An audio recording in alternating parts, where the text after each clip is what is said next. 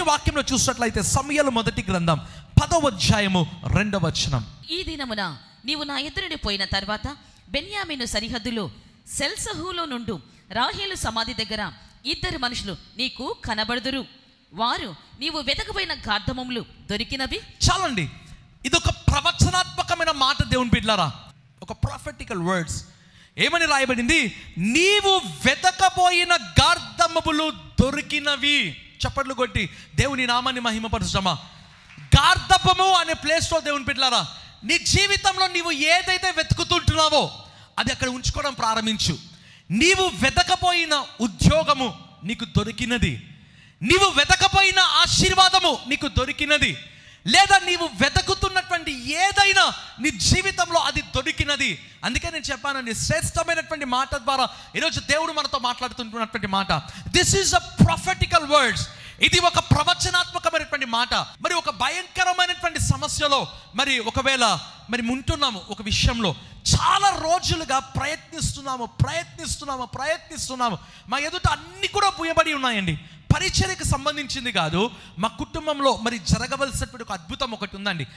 ఎన్ని ప్రయత్నములు చేసినా మరి చెప్పాలంటే చాలా ఎంత చేసినా కాలేదు. ప్రార్థన చేశాను, ప్రభువా నీ సేవకులుగా ఇంత మేము వెతకాలనా, నీ సేవకులుగా ఇంత మేము ప్రయత్నించాలనా. ప్రియమైనటువంటి వాళ్ళరా, దేవుడు నన్ను నిలబెట్టేశాడండి ఈ మాట దగ్గర. నీవు వెతకపోయిన గార్ధబములు దొరికినవి. ఈ మాట దగ్గర ప్రభు నన్ను నిలబెట్టేశాడు. ప్రియమైన వాళ్ళరా, ఆ మాట నుంచి నేను ధ్యానించడం ప్రారంభించాను. సౌలు జీవితంలో మీరు చూసినట్లయితే సౌలు యొక్క తండ్రి పేరు కీషు. ఆ కీషు దగ్గర ఉన్నటువంటి గార్ధబములు తప్పిపోతాయండి.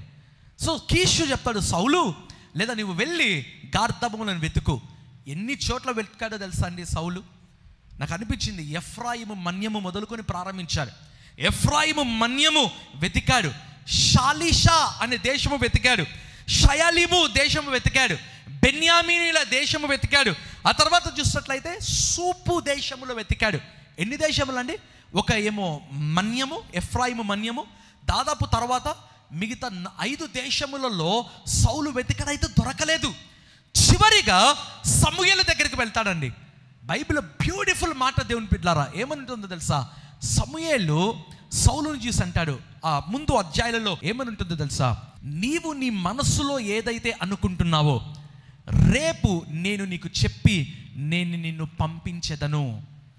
సౌలు, నీవు ఏ దాని కొరకైతే నాకు దగ్గరికైతే వచ్చావో అది నీ మనస్సులో ఏదైతే ఉందో రేపటి దినమున నేను చెప్పిన తర్వాతనే నేను నిన్ను పంపిస్తాను. మరుసటి దినమున సమూయేలు అంటాడు, నీ గార్ధబములు దొరికినవి. అది 9వ అధ్యాయంలో అండి. యాక్చువల్గా అప్పటికి ఇంకా దొరకలేదు. అయితే సమూయేలు అంటున్నాడు, నీ గార్ధబములు దొరికినవి అంటే అర్థం ఏంటిదండి? విజన్లో, దర్శనంలో ప్రవక్త అయినటువంటి సమూయేలు లొకేట్ చేయడం ప్రారంభించాడు. Who is a prophet? A prophet is a one who locates. ప్రవక్త అంటే ఎవరంటో తెలుసా దేవుని బిడ్డలారా? మరి ఎక్కడ ఉందో చెప్పేటువంటి వాడు. లేదా ప్రవక్త ఎవరు అంటే లొకేట్ చేయడం ప్రారంభిస్తాడండి. సమూయేలు సౌలును చూసి అన్నటువంటి మాట, నీ గార్ధబములు దొరికినవి. జాగ్రత్త దేవుని బిడ్డలారా, that is only a word. అది కేవలము దేవుని యొక్క వాక్యము, అది కేవలం ఒక ప్రకటన మాత్రమే. అయితే అప్పటికి ఇంకా దొరకలేదండి. గార్ధబములు అనేటువంటివి అప్పటికి ఇంకా దొరకలేదు దేవుని బిడ్డలారా.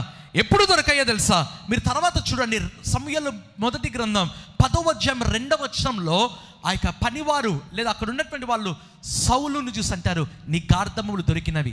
జాగ్రత్తగా ఈ మాట చూద్దాం. సమూయేలు నోటల నుంచి ప్రవచనం వచ్చింది. That is only a word, అది దేవుని వాక్యం.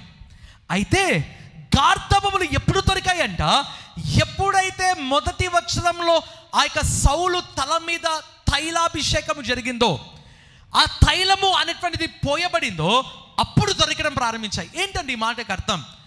దేవుని వాక్యము మాత్రమే కాదు ప్రియమైనటువంటి వాళ్ళరా, వాక్యము ఎప్పుడు ఆత్మదేవుని సపోర్ట్ చేస్తుంది, పరిశుద్ధాత్మ దేవుడు ఎప్పుడు వాక్యమును సపోర్ట్ చేస్తుంది. ఒక గొప్ప దైవజనుడు ఒకరోజు నాతో మాట్లాడుతూ ఒక చక్కటి మాట అన్నాడు, ఏ వాక్యము అయితే ఆత్మదేవుని సపోర్ట్ చేయదో it is not a word అన్నాడు. ఆ మాట అనగానే నాకు భయం వేసిందండి. ఎంతోమంది గొప్ప గొప్ప దైవజనులు ఉంటారు, ఆయన అన్నటువంటి మాట, దేవుని వాక్యమును they may be preaching the word but if their word doesn't support the spirit of God, it is not a word. అది వాక్యమే కాదంట. దేవుని బిడ్డలారా, వాక్యము పరిశుద్ధాత్మ దేవుడు ఎప్పుడు కలిసి ఉంటాయండి. అందుకే యెహెజ్కేలు 37 అధ్యాయంలో మీరు చూసినట్లయితే యెహెజ్కేలు ప్రవచిస్తాడు.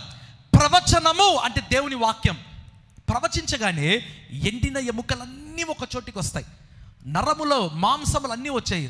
అయితే దేవుడు అన్నాడు, జీవాత్మ వచ్చినట్లుగా ప్రవచింపుము. ఎప్పుడైతే ఆత్మదేవుడు వచ్చాయో అప్పుడే ఆ ఎముకలలోనికి జీవం వచ్చింది.